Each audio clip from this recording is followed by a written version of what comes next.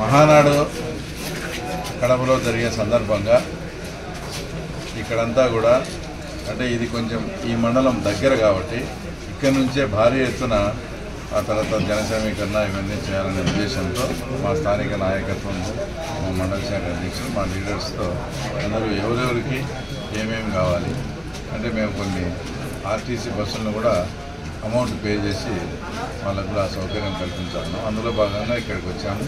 ఇది కడపకు దగ్గర కాబట్టి ఇక్కడ నుంచి 5,000 నుంచి 6,000 మందిని సమీకరించాలని కూడా అందరూ వాళ్ళ ప్లానింగ్ కూడా ఇచ్చారు. మాకు ఇన్ని వెహికల్స్ అవసరం. ప్రజలంతా చాలా ఉత్సాహంగా ఉన్నారు. మేము మీ ఊరికి ఒక బస్సు ఇస్తామంటే కూడా లేదు 2 బస్సులు కావాలా, మాకు వెహికల్స్ కావాలని కూడా డిమాండ్ ఎక్కువ పెరుగుతూ ఉందంటే దాన్ని బట్టే ఈసారి కడపలో తర్వాత మహానాడు భారీగా విజయవంతం కాబోతుంది అనేది కూడా వచ్చేసి సుస్పష్టంగా తెలుస్తూ ఉంది. ఏదేమైనప్పటికీ చంద్రబాబు నాయుడు గారు ఇందాక మీరు అన్నట్లు ఇక్కడ పాగా వేయాలని కాదు, ఆల్రెడీ పాగా వేసి నీకు కర్నూలు జిల్లా ఇలాంటి చోట్ల కూడా వాళ్ళకి 2 సీట్లే, ఉమ్మడి అనంతపురం అంతా కూడా 1 సీట్ లేదు.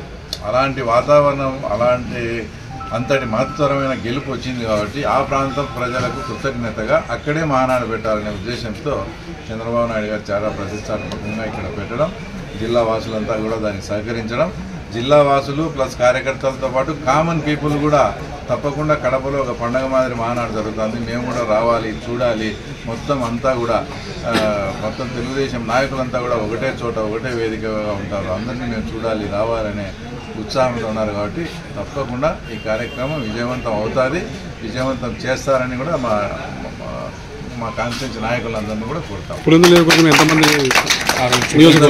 నుంచి దాదాపు 15,000 అని అనుకుంటున్నాం ప్రస్తుతానికి. అంటే మాకుండే సోర్సెస్ బట్టి, మాకుండే వెహికల్స్ దాన్ని బట్టి ఇప్పటికీ 15,000 మందికి మేము సర్దుబాటు చేయగలం.